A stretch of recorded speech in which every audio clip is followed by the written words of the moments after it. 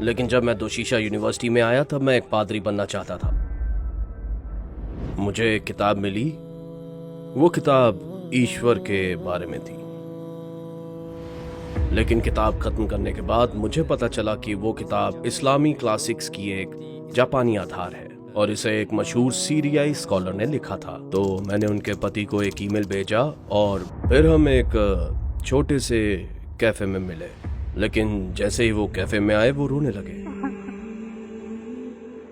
मैं बहुत हैरान था, लेकिन उन्होंने कहा कि उनकी पत्नी का कैंसर की वजह से निधन हो गया। उनके जाने के बाद जब उन्होंने मेरा ईमेल पढ़ा तो उन्हें एक हदीस याद आई जिसमें कहा गया है कि अमाल यानी इंसानों के अच्छे कर्म जारी रहेंगे यहाँ तक कि उनके मरने के बाद भी, इन 3 शर्तों के साथ। तो उन्हें एहसास हुआ कि उन्होंने अपनी पत्नी को खोया नहीं है। और फिर मैं मिस्र गया। मैंने वहाँ अपना पहला रमजान बिताया। तो मैंने रोजा रखने की कोशिश की और मैं लैंग्वेज स्कूल से वापस आ रहा था। वहाँ एक शख्स था जिसे गेटकीपर कहा जाता था और वो एक खीरा खा रहा था और वही खीरा मेरे मुसलमान बनने की वजह बना। अस्सलाम वालेकुम डॉक्टर नाओकी यामामोटो, हमारा निमंत्रण स्वीकार करने के लिए धन्यवाद। हम आपको अपने साथ पाकर बहुत खुश हैं। तो नाओकी यामामोटो कौन है? क्या आप हमें अपने जीवन के बारे में संक्षेप में बता सकते हैं? ओह हाँ, वालेकुम अस्सलाम। इस कार्यक्रम में मुझे आमंत्रित करने के लिए आपका बहुत बहुत धन्यवाद। मैं नाओकी यामामोटो हूँ और मैं जापान से हूँ। मेरा ख्याल है कि मैं 19 साल की उम्र में मुस्लिम बना। मैं 19 साल का था और अपनी पीएचडी पूरी करने के बाद मैं तुर्की चला गया। तो अब मैं इस्तांबुल में रहता हूँ और वर्तमान में मैं मारमारा यूनिवर्सिटी में बतौर एक असिस्टेंट प्रोफेसर और लेक्चरर के रूप में काम करता हूँ। मैं एक ईसाई परिवार में पैदा हुआ था, लेकिन हम वास्तव में ईसाई धर्म का पालन करने वाले नहीं थे। लेकिन मेरे माता और पिता बाइबल पढ़ा करते थे, तो घर में बाइबल तो थी, लेकिन वो सच में जागरूक ईसाई होना नहीं था। आस्था के मामले में आपकी जिंदगी कैसी थी? आप किस पर विश्वास करते थे? मुस्लिम बनने से पहले भी मैं किसी दिव्य शक्ति पर विश्वास करता था, लेकिन मुझे दिव्यता या खुदा के बारे में कोई स्पष्ट समझ नहीं थी। बस इतना ही। और जापान में ये सच में बहुत मुश्किल है कि आपको दिव्यता के बारे में सोचने का जरा सा भी मौका मिल सके या धर्म के बारे में विचार करने का मौका मिले। तो हाँ, मैं नास्तिक नहीं था, इसके बारे में मुझे पूरा यकीन है, लेकिन मुझे धर्म के बारे में सोचने का मौका नहीं मिला। ऐसी कौन सी चीज थी जिसने आपको अपनी आस्था पर सवाल करने के लिए प्रेरित किया? तो दोशीशा यूनिवर्सिटी में आने के बाद मैंने दूसरे धर्मों की किताबें पढ़ना शुरू किया। मैंने दाइज्म पर किताबें पढ़ी, मैंने बौद्ध धर्म की किताबें पढ़ी और मैंने शिंतो धर्म की किताबें भी पढ़ी। मुझे एक किताब मिली और वो किताब खुदा के बारे में थी। जब मैंने पहली बार ये किताब पढ़ी तो मुझे नहीं पता था कि ये किताब किस बारे में है, क्योंकि उसमें कहीं भी खुदा का नाम नहीं लिखा था और उसमें नबी के बारे में भी कुछ नहीं कहा गया था। लेकिन किताब खत्म करने के बाद मुझे ये पता चला कि वो किताब इस्लामी क्लासिक्स की एक जापानी आधार है और वो किताब एक कथन से शुरू होती है। كل شرك خفي لا يبين توحيدك إلا إذا خرجت عنك। इसका मतलब है कि हर चीज, आपका अस्तित्व, सब कुछ शिर्क अल खफी है, यानी छुपा हुआ शिर्क, छिपा हुआ बहुदेववाद। और जब तक आप खुद पर काबू नहीं पा लेते या अपनी नफ्स से आज़ाद नहीं हो जाते, आपकी तौहीद यानी हकीकी तौहीद कभी आपके सामने जाहिर नहीं होगी।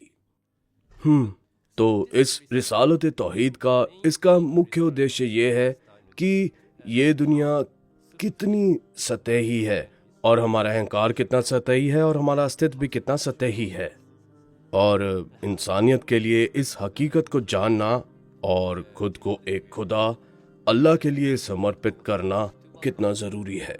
और मुझे ये पता चला कि इस किताब की लेखिका एक जापानी मुस्लिम एक आलिमा थी और मुझे ये भी पता चला कि उनके पति उसी यूनिवर्सिटी में काम कर रहे थे। और मैंने सोचा कि ये किसी तरह का संदेश है। अंग्रेजी में हम इसे कॉलिंग कहते हैं। और उससे पहले मेरे पास कभी भी धर्म की व्यवस्थित शिक्षा नहीं थी, लेकिन भले ही वो किताब 100 पन्नों से भी कम थी, मुझे एहसास हुआ कि उस किताब ने मुझे एक तरह का ऑपरेशन सिस्टम दे दिया। तो मैंने उनके पति को संपर्क किया, मैंने एक ईमेल भेजा प्रोफेसर को, वो खुद भी एक प्रोफेसर हैं, और उन्होंने मुझे जवाब दिया और हम यूनिवर्सिटी के पास एक छोटे कैफे में मिले। लेकिन जैसे ही वो कैफे में आए वो रोने लगे, जोर जोर से रोने लगे। और मैं बहुत हैरान था क्योंकि मैंने तो कुछ गलत किया ही नहीं था, ना मैंने उन्हें मारा था और ना ही मैंने उनसे कुछ चुराया था। उन्होंने कहा कि उनकी पत्नी जो इस किताब की लेखिका है, उनकी 1 साल पहले कैंसर की वजह से मृत्यु हो गई थी और वो खुद भी बहुत बड़े विद्वान हैं। उन्होंने मिस्र में अपनी पीएचडी पूरी की थी। उन्हें कई विद्वानों से अलग अलग इजाज़ा मिली थी। तो वो भी एक आलिम थे, एक जापानी आलिम। लेकिन अपनी पत्नी को खोने के बाद वो बहुत ज़्यादा तकलीफ में थे, क्योंकि उनकी पत्नी ही उनकी ज़िंदगी में अकेली इंसान थी जिन्हें वो बहुत प्यार करते थे। और उन्होंने खुद को जापान के मुस्लिम समुदाय की सेवा में समर्पित कर दिया। मेरा मतलब है उन्होंने बहुत कुर्बानियां दी थी, लेकिन अल्लाह ने उन्हें ऐसी बड़ी आजमाइशें दी। इसलिए उन्होंने अल्लाह से भी सवाल किया कि अल्लाह ने उन्हें इतना बड़ा दर्द क्यों दिया। जब उन्होंने मेरा ईमेल पढ़ा तो उन्होंने कहा कि उन्हें एक हदीस याद आई जिसमें कहा गया है कि इंसान के अमाल यानी कर्म 3 स्थितियों में उसके मरने के बाद भी जारी रहते हैं। पहला इल्म के रूप में, और दूसरा सदका जारिया, और तीसरा औलाद की दुआ। तो उन्हें एहसास हुआ कि उन्होंने अपनी पत्नी को खोया नहीं है। उनकी पत्नी आज भी एक किताब यानी इल्म के रूप में जिंदा है, और यही इल्म खुद सदका जारिया भी है। और अब ये किसी 18 या 19 साल के लड़के जैसा है जो इस्लाम के बारे में पढ़ रहा है। तो यही बात उन्होंने मुझे कैफे में कही, और ये इस्लाम से मेरा पहला सामना था। आपने जिस यूनिवर्सिटी में पढ़ाई की वहाँ आपका मेजर क्या था? तो दोचिशा यूनिवर्सिटी में मैंने स्कूल ऑफ डिविनिटी यानी थियोलॉजी में दाखिला लिया था। लेकिन ये थियोलॉजी तुर्की की इलाहियत जैसी नहीं है। ये थियोलॉजी एक क्रिश्चियन थियोलॉजी है। तो आपने ये मेजर क्यों चुना? ईसाई धर्म के बारे में और अधिक जानने के लिए? हाँ, ईसाई धर्म के बारे में और अधिक जानने के लिए। उस समय मैं पादरी बनना चाहता था। तो आप एक तरह से आध्यात्मिक व्यक्ति थे और आप ईसाई धर्म के संबंध में और अधिक जानने की इच्छा को पूरा करना चाहते थे। हाँ, मुझे लगता है उस वक्त यही बात थी। लेकिन क्या आपको वो नहीं मिला जिसकी तलाश आप ईसाई धर्म में कर रहे थे, या ये सिर्फ आपकी यूनिवर्सिटी का शुरुआती दौर था? मेरा मतलब है मैं उस मुस्लिम प्रोफेसर से मई में मिला और मैंने यूनिवर्सिटी में अप्रैल में दाखिला लिया था। तो ये बस 1 महीने का फर्क था। मैंने स्कूल ऑफ थियोलॉजी यानी क्रिश्चियन थियोलॉजी में दाखिला लिया था, लेकिन मैं एक मुस्लिम प्रोफेसर से मिला। तो इस्लाम की तरफ आपकी यात्रा आगे कैसे बढ़ी? ऐसा क्या हुआ कि अंततः आप मुसलमान बन गए? तो दोशीशा यूनिवर्सिटी में उस प्रोफेसर से मिलने के बाद मुझे उनसे निजी तौर पर शिक्षा मिलने लगी। तो मैंने क्लासिकल अरबी भाषा पढ़ी और मैंने कुछ इस्लामी क्लासिक्स भी पढ़ी, और मैं मिस्र भी गया ताकि वहाँ इंटेंसिव अरबी प्रोग्राम अटेंड कर सकूं। और मैंने अपना पहला रमज़ान वहीं बिताया। तो मैंने रोज़ा रखने की कोशिश की, लेकिन मैंने जो पाया, जो कुछ मैंने काहिरा में देखा और महसूस किया, वो सच में प्रेरणादायक था। काहिरा में एक परंपरा थी जिसे माइदतुल रहमान कहा जाता है। ये एक तरह के अवामी दस्तरख्वान जैसा है। तो रमज़ान के दौरान जो लोग खाने का इंतजाम कर सकते हैं, आमतौर पर अमीर लोग या कभी कभी मशहूर हस्तियाँ, वो खाना तैयार करते हैं और वो उसे सड़क पर इस तरह रखते हैं कि हर कोई आकर शामिल हो सके और इफ्तार कर सके। और ये मेरे लिए बहुत चौंकाने वाला था, क्योंकि जापान में व्यक्तिवाद बहुत मजबूत है। और मैं एक शक्का यानी एक छोटे अपार्टमेंट में रहता था और मैं लैंग्वेज स्कूल से वापस आ रहा था। काहिरा की सोसाइटी में हर अपार्टमेंट में एक गेट कीपर होता है जिसे बव्वाब कहा जाता है। और वहाँ एक बव्वाब थे जो अपार्टमेंट की ग्राउंड फ्लोर पर रहते थे और वो इफ्तार कर रहे थे और वो सिर्फ एक खीरा खा रहे थे। और उनकी जिंदगी बहुत साधारण थी। मतलब वो कोई बहुत अमीर इंसान नहीं थे। तो मुझे पूरा यकीन है कि उसके पास खाने के लिए बस वही एक खीरा था। और मैं अपार्टमेंट की तरफ वापस आ रहा था और मैंने उन्हें देखा, और जब उन्होंने मुझे देखा तो अपना खीरा मुझे दे दिया। उन्होंने कहा, तफद्दल, आप ये खीरा ले सकते हैं। और ये मेरे लिए बहुत चौंकाने वाला था, क्योंकि उस रात इफ्तार के लिए उनके पास वही एक खीरा था। लेकिन जब उन्होंने इस गैर मुस्लिम बिगड़ैल जापानी लड़के को देखा तो वो अपना खीरा देने में जरा भी नहीं हिचकिचाए। और हर कोई मुझसे पूछता था कि मैं मुसलमान क्यों बना। मेरा मतलब है, यह सवाल मुस्लिम कन्वर्ट्स के लिए बहुत आम सवाल है। हर कोई उनसे पूछता है कि वो मुसलमान क्यों बने, मतलब उनकी कहानी, उनका कन्वर्जन। और मैं उनसे कहता था, खीरे की वजह से। खीरा ही वो वजह है जिसकी वजह से मैं मुसलमान बना। मतलब पहला सामना तो हमेशा किताब से हुआ। वो किताब जो पहली जापानी महिला स्कॉलर ने लिखी थी, वही पहला सामना था। लेकिन जिस वजह से मैंने मुसलमान बनने का फैसला किया वो खीरा था, क्योंकि मैंने उनसे कहा था कि जापान में लोग धर्म के बारे में बात नहीं करते। लेकिन इसका मतलब ये नहीं कि जापानी लोग धार्मिक नहीं हैं या फिर जापानी नास्तिक हैं। देखिए, जापानी लोग वास्तविक व्यवहार देखना चाहते हैं। हाँ, लोग अगर किसी धर्म में मानते हैं तो वो उस धर्म के आधार पर क्या क्या करते हैं। और वो खीरा है जो मैंने काहिरा में देखा, वो इस्लामी स्पिरिचुअलिटी का मैनिफेस्टेशन था। आप एक साधारण जिंदगी जीते हो या शायद आपकी जिंदगी मुश्किल हो या आपके लिए काहिरा की सोसाइटी में रहना थोड़ा मुश्किल और चुनौतीपूर्ण लग सकता है, लेकिन कुछ तो है जिसमें हमें जरूर मानना चाहिए और कुछ तो है जिस पर हमें उसके आधार पर अमल करना चाहिए। तो इसीलिए मतलब वो बवाब कोई विद्वान नहीं थे, वो बाहर की यूनिवर्सिटी के कोई शेख नहीं थे और ना ही वो दियानत के कोई मुफ्ती थे। वो बस एक साधारण दरबान थे। और उस समय इंस्टाग्राम या यूट्यूब इतना आम भी नहीं था। उस समय कोई भी उनका वीडियो नहीं बना रहा था जब वो खीरा खा रहे थे। वहां बस मैं था और वो। लेकिन उन्होंने ऐसा किया, उन्होंने अपना खीरा दे दिया। क्यों? क्योंकि वो इस्लाम में मानते थे। तभी मैंने जाना कि एक चीज होती है कुव्वत उल ईमान, यानी ईमान की ताकत। आपके कोई सब्सक्राइबर्स नहीं होते और ना ही आपको इससे कोई पैसा मिलता है, लेकिन आप अल्लाह पर ईमान रखते हैं और इसी वजह से उन्होंने आपको अपना खीरा दे दिया। तो मेरी जिंदगी में मैं साफ तौर पर कह सकता हूँ कि वही वो पल था जब मैं कन्विंस हो गया कि ये मुसलमान सच में इस्लाम पर विश्वास करता है। जापानी लोग कर्म देखते हैं, यानी व्यवहार। क्योंकि आजकल उदाहरण के तौर पर बहुत से टिकटॉक सेलिब्रिटीज हैं या पता नहीं यूट्यूब पर कितने ही इमाम या दाई वगैरह हैं। अगर आप सिर्फ शब्दों के भरोसे रहेंगे तो ये बहुत सतही और सिर्फ चर्चा के स्तर पर ही रह जाएगा। और यहाँ तक कि जब हम हदीस पढ़े या हम रसूल अलैहिस्सलाम की जिंदगी को देखें तो वो जिस चीज पर जोर देते हैं वो है लोगों को इस्लाम की तरफ बुलाना और सही ईमान की दावत देना। लेकिन ईमान किताबें पढ़ने का नाम नहीं है, ईमान लेक्चर देने का नाम नहीं है, ईमान मस्जिद में खुतबा देने का भी नाम नहीं है। बेशक ये सभी चीजें अहम हैं, लेकिन ईमान या मुश्किल में पड़े लोगों से थोड़ा प्यार और करुणा का भाव रखना, ये भी धर्म है, ये भी उनका ईमान है। और फिर क्या हुआ कि आप अंततः मुसलमान बन गए?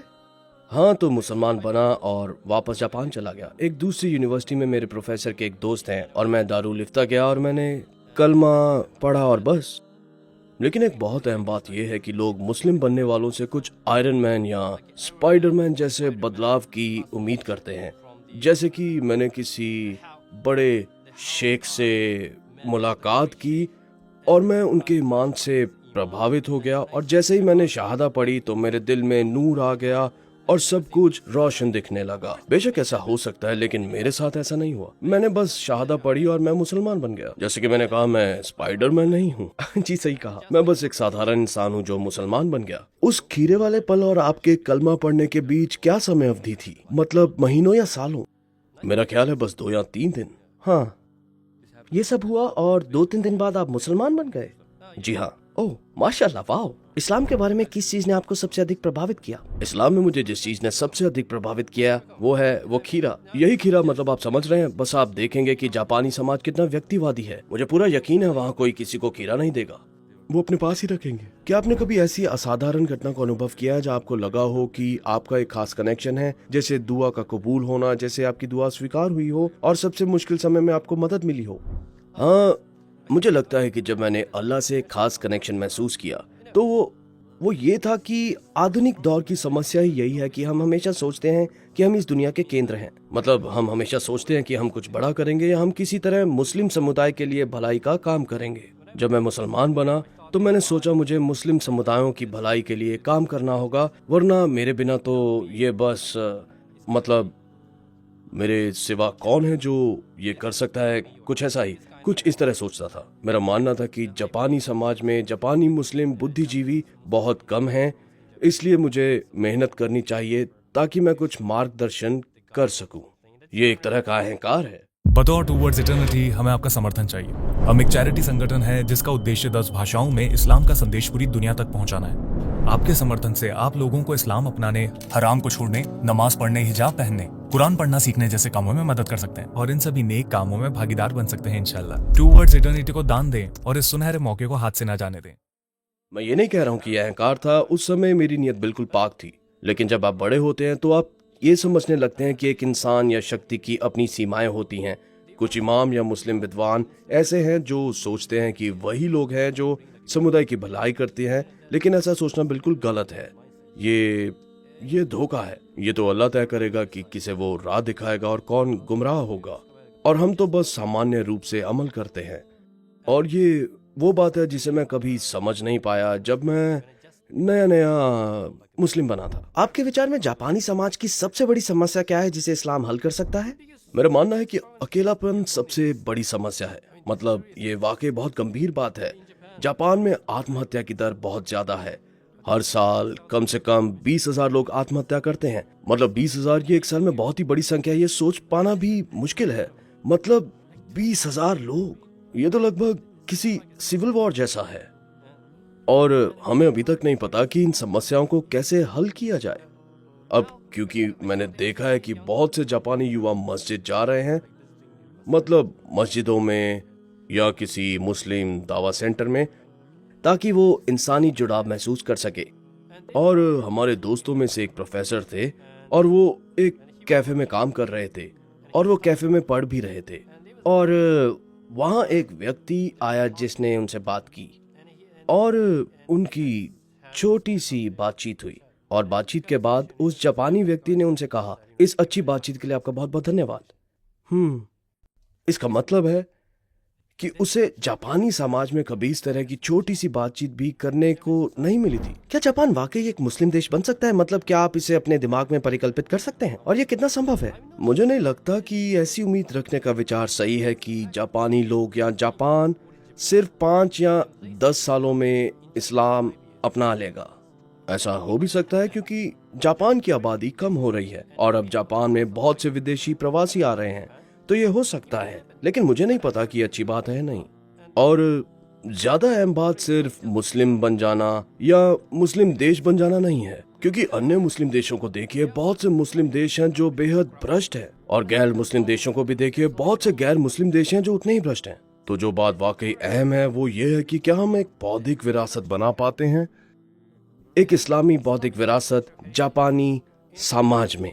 अगर वो मुसलमान जापानी समाज के लिए कुछ नई रचनात्मकता दिखा सके, तो हमें जापानी समाज में एक अनकॉम्प्रोमाइज स्पिरिट या बौद्धिक परंपरा की ताकत दिखानी होगी।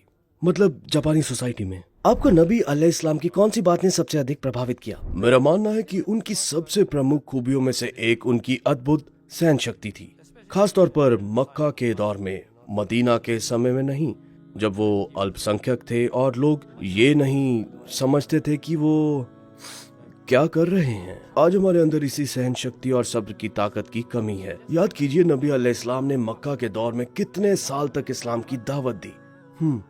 यहाँ तक कि खुद नबी ने इतनी मुश्किलों का सामना किया। और अब हमें देखिए, हम तो नेस्कैफे वाले लोग हैं। अगर हमें 5 या 10 मिनट में नतीजे ना मिले तो हम तुरंत शिकायत या इल्जाम लगाने लगते हैं। डॉक्टर नाओकी यामामोटो, अपनी कहानी हमसे साझा करने के लिए आपका बहुत बहुत धन्यवाद। बहुत बहुत शुक्रिया। उम्मीद है कि फिर मुलाकात होगी किसी और प्रोजेक्ट में, इंशाअल्लाह। इंशाअल्लाह।